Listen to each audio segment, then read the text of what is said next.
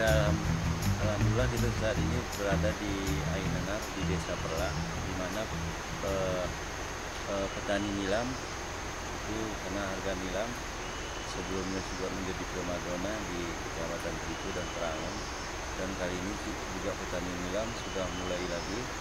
yang mana kemarin kita sudah ada MOU dengan perusahaan Cipinat Green Perancis,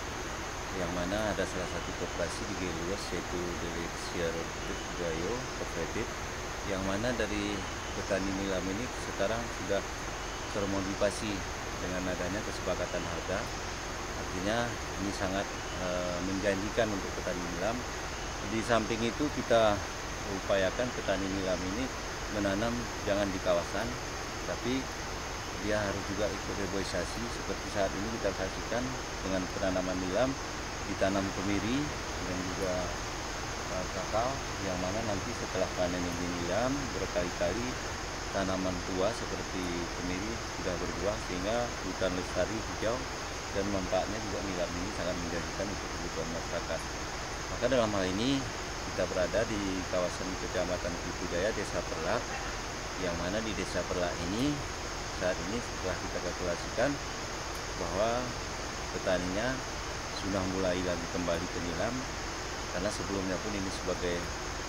produsen penghasil nilam,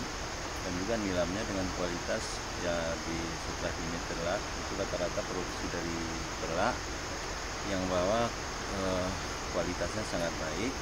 di R-nya itu berkisar 30, sementara di T-nya itu berkisar 38, sangat baik. Maka dalam hal ini petani nilam kita beri motivasi karena ini sangat menjanjikan, karena kita